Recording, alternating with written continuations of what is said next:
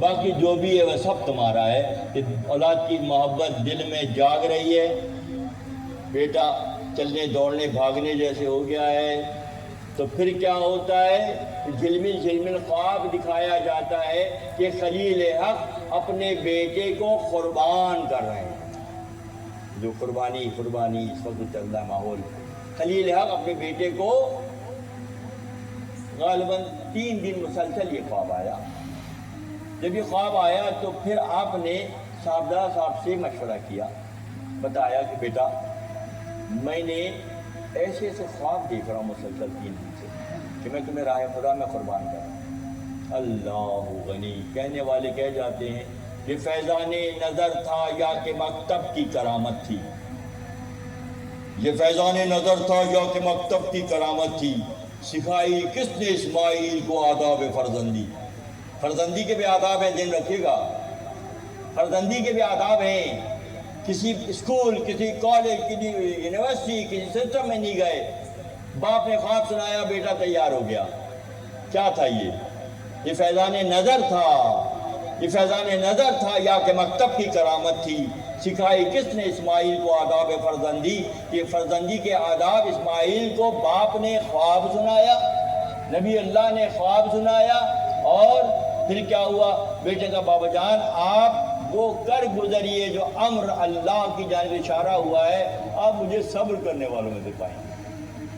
وَنَادَيْنَا یا ابراہیم، پھر اللہ کی جب یہ بات ہو گئی اور تیاری ہو گئی کہ قربان کیا جانا ہے، شیطان نے 3 مقامات پر بہکانے کی کوشش کی کہ انسانیت کے لیے عظیم ترین قربانی ہے یہ، جو برادہ اور رغبت پورے شعور کی منزل کے ساتھ اپنی گردن کو اپنے پیدا کرنے والے کے حوالے کرنے کا شعوری مظاہرہ ہونے جا رہا ہے۔ جب یہ ہوا اور آپ اس پروسیس سے گزرے، آپ نے اپنے بیٹے کے گلے پر چھری پھیر دی، تو ایسے میں پہلے بھی پکارا تھا، بہت سخت معاملہ ہے یعنی کہ اگر ٹیسٹنگ ہو تو اچھا، ہم جیسے تو ہم کیا، ہماری جیسے تو ہم تو پھر جائیں گے۔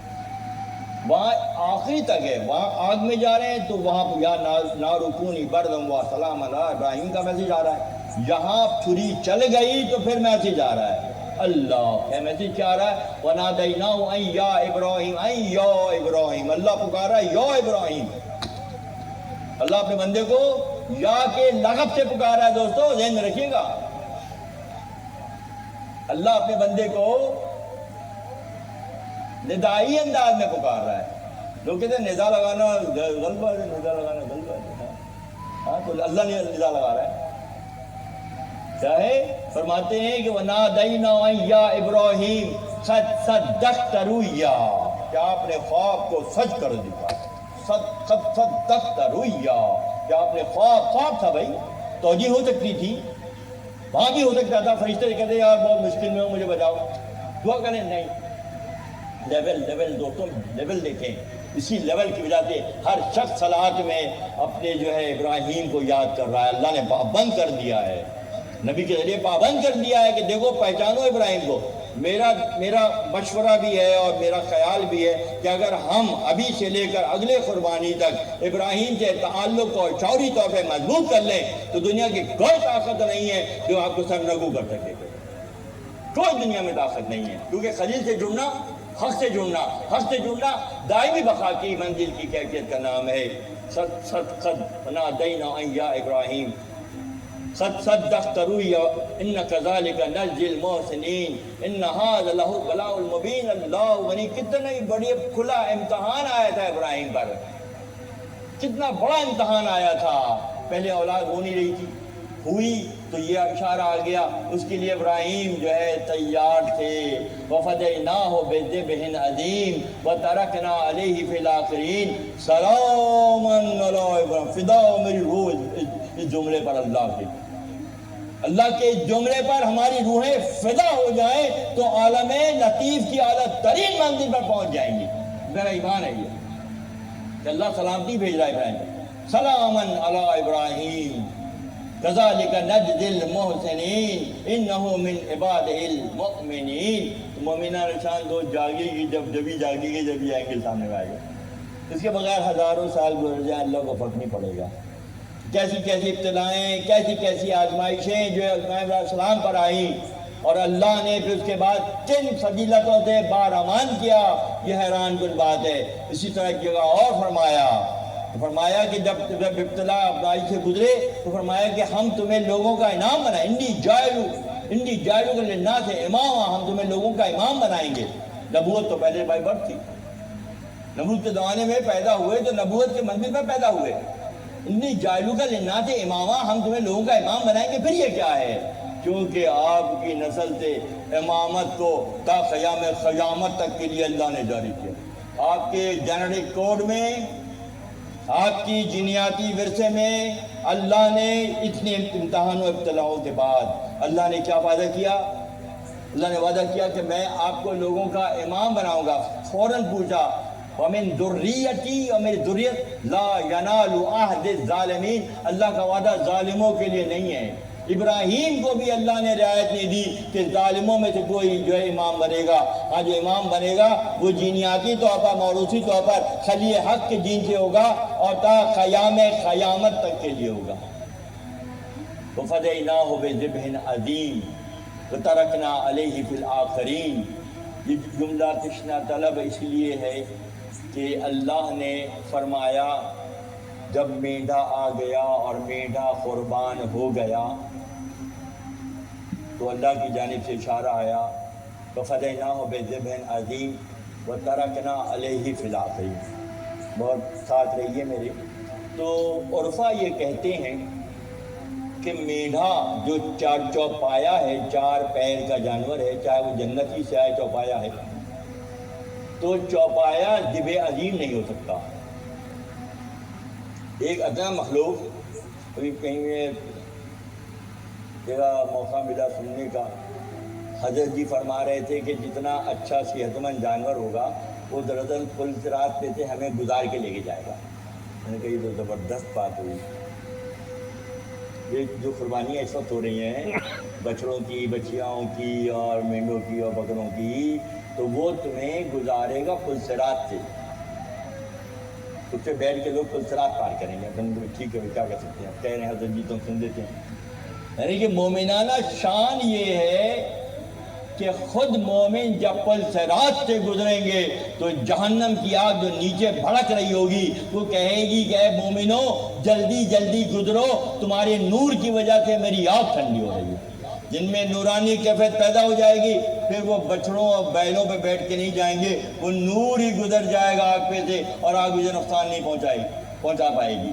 بالکل اسی طرح سے جیسے معروم رحمۃ اللہ علیہ جب اپنی مجاہدہ جس مقام پر کرتے تھے، ریاضت ایک طویل قلعہ کشی کے بعد جب باہر آئے تو مولانا روم رحمۃ اللہ علیہ پونیا شریف کے قریب ایک علاقہ ہے رضلان درہ کہلاتا ہے، وہاں عیسائیوں کا علاقہ تھا۔ مولانا حجرہ لے کر بہت طویل قلعہ کشی وہاں کرتے تھے، ریاضت و مجاہدہ کرتے تھے۔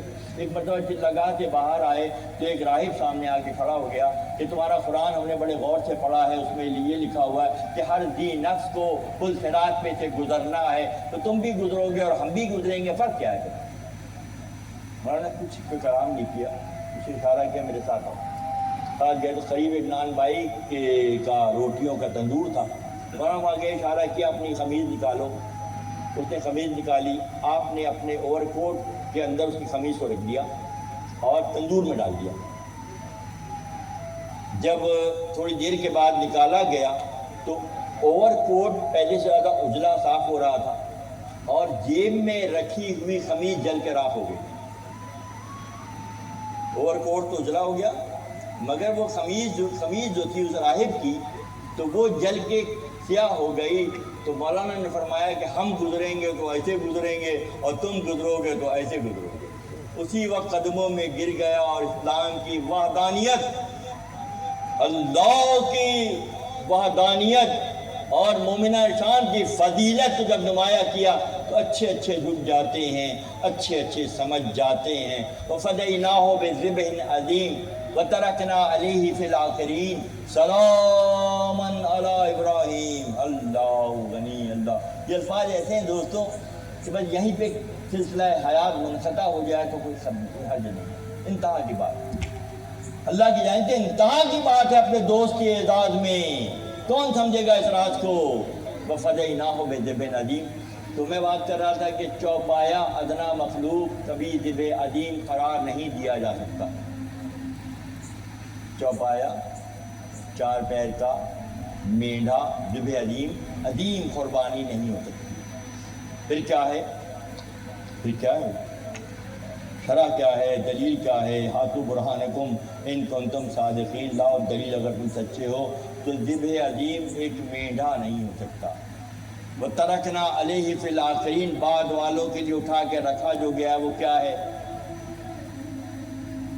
اس گفتگو کا سلسلہ انشاءاللہ محرم الحرام میں اس کی دوسری شرح سامنے آئے گی، کیونکہ وہ اسی سے متعلق ہوگی دوستوں۔ وَفَدَيْنَاهُ بِذِبْحٍ عَظِيمٍ۔ اللہ عباس سے پوچھتے ہیں کیا کہتے ہیں؟ فرماتے ہیں غریب سادہ و رنگی ہے داستان حرم، غریب سادہ و رنگی ہے داستان حرم، نہایت اس کی حسین ابتداء اسماعیل۔ جو گلا برازہ اور رغبت حضرت اسماعیل صلی اللہ علیہ وسلم نے اللہ کی راہ میں دیا، اللہ نے اسے بچا کے رکھ دیا۔ ایک مینڈے کو بھیج دیا جس کی ہم اور آپ قربانی جانوروں کی کر رہے ہیں، کیونکہ ادنا جانور ذبح عظیم نہیں ہوتا۔ ذبح عظیم کون ہے؟ غریب سادہ و رنگی ہے داستان حرم، نہایت اس کی حسین ابتداء ہے اسماعیل۔ جو سفر حقانیت کا، اللہ کی پہچان کا، اللہ سے محبت کا، اپنے آپ کو راہ خدا کے لیے قربان کرنے کا جذبہ جاگا، جینیاتی طور پر ابراہیم کی نظر میں اسماعیل سے سفر کرتا کرتا وہ معاملہ آ کر امام حسین صلی اللہ علیہ وسلم پر رکا، اور امام نے بارغہ اور راغبت اپنے پورے اہل و عیال 72 نفوس کے ساتھ وہ قربانی پیش کی جو ذبح عظیم کہلانے کی مستحق قرار پاتی ہے۔ یہ اللہ کا نظام ہے۔ اسی لیے کہنے والے کہہ گئے ابھی انسان غلامی میں ہے، ابھی انسان آزاد نہیں ہے، مختلف جھنجھٹوں میں پھنسا ہوا ہے۔ کہیں سامراجیت ہے، کہیں سامراجیت ہے، کہیں اللہ کے باغیوں کا ایک ہجوم ہے۔ کہ آج 2026 میں اللہ کے باغیوں اور اللہ کے دوستوں کو پہچاننے کا وقت نہیں آیا ہے؟ ایک طبقہ اللہ کی پہچان کے لیے مصروف عمل ہے، شہادت کے لیے مصروف عمل ہے، اور دوسرا طبقہ اپنے آپ کو بچانے کے لیے مصروف عمل ہے۔ کیا یہ دونوں برابر ہو جائیں گے؟ لا یستوی اصحاب النار اصحاب الجنہ، جنت والے اور جہنم والے کبھی برابر نہیں ہو سکتے۔ تو 2026 میں ہم وہ منظر دیکھ رہے ہیں کہ اس وقت دنیا کس نہج پر ہے۔ جو ابراہیمی فکر پر ہیں، جو ابراہیمی سوچ پر ہیں، شہادت ان کے لیے کوئی مسئلہ نہیں ہے۔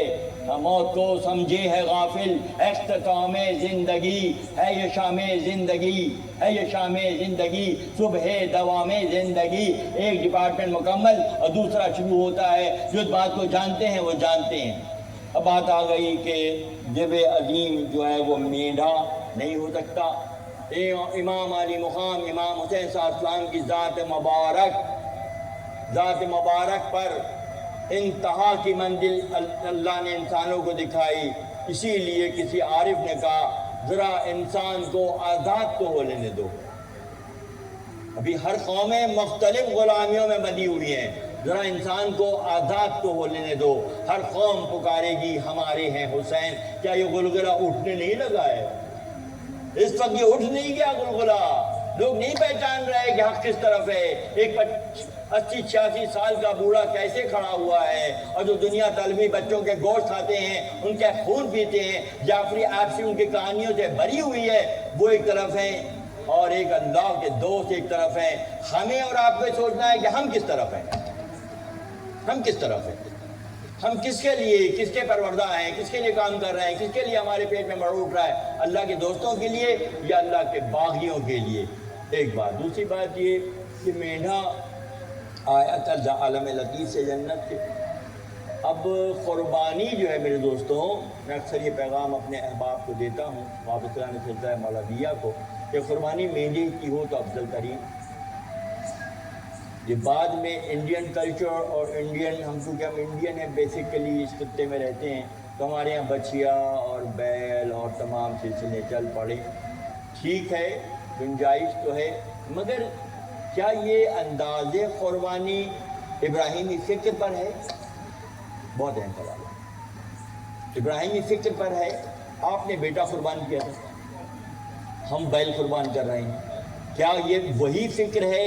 وہیں سے تانے بانے جا کے ملتے ہیں جو خلیل حق کا انداز فکر تھا، یا ہم بہت دور نکل گئے منزل سے، راستے سے ہم بہت دور نکل گئے، اور جو چیزیں ہماری خود ساختہ ہم نے بنائی، پوری ایک انڈسٹری خلیل حق کا ایک اینگل ہو سکتا ہے، ابھی دیکھیں ان کے نام کی برکت سے اربوں روپے کی انڈسٹری چلا رہے ہیں، اللہ چلا رہا ہے۔ نام کی برکت یہ بھی ہوتی ہے کہ پہچانے نا، نام کی برکت سے اربوں روپے کے جانور کٹ رہے ہیں، قربان کیے، بسو کال قربان کیے جا رہے ہیں، مگر ضروری امر یہ ہے کہ باپ اور بیٹی کی گفتگو کو بھول کر ہم بیل میں اور بچیا میں اور اونٹ میں مصروف ہو گئے۔ کاش کے باپ اور بیٹی کی گفتگو کو اہمیت دی جاتی، ہر گھر میں اسماعیل پیدا ہوتے، ہر گھر میں ہاجرہ پیدا ہوتی۔ جب ہم نے راستہ چھوڑ ہی دیا، یہ والا چھوڑ دیا راستہ، اختیاری تھا، اختیار کرتے اس پیٹرن پہ چلتے تو ہاجرہ بھی بہت ہوتی اور اسماعیل بھی بہت ہوتے، جو باپ کے اشارے پر اپنے آپ کو قربان کرنے کے لیے تیار ہو جاتے۔ اگر بد خدمتی سے وہ فریکوینسی ایکٹیویٹ نہیں ہو سکی دنیا داری کی وجہ سے، تو جہاں سے جاگے وہیں سے سویرا ہے۔ ایسا ہے کہ قربانی اسی فکر کے تحت کی جائے، اسی انداز میں کی جائے، مخلوق خدا کو فیض پہنچانے کے جذبے سے کیا جائے، نہ کہ اپنی شکم پروری اور اپنے قرابت داروں کی دعوتوں ہی میں ہم مصروف ہو کر رہ جائیں، اور ہم خدا نہ خواستہ اللہ سے دور ہو جائیں، اللہ کے نظام سے دور ہو جائیں، اللہ کے دوستوں سے دور ہو جائیں۔ ان دعوت فکر ہے، توجہ طلب بات ہے۔ اللہ تعالی ہم تمام کا حامی و ناصر ہو، تعالی ہماری مدد کرے اور ہمیں فلسفہ قربانی اور اگلے مرحلے میں فلسفہ شہادت کی اساس اور بنیاد کو نہ صرف اللہ سمجھنے کی ہمیں توفیق دے اور عمل پیرا ہونے کے لیے ہمیں استقامت سے اللہ تعالیٰ باہر امن کرے۔ وآخر دعوانا الحمدللہ رب العالمین۔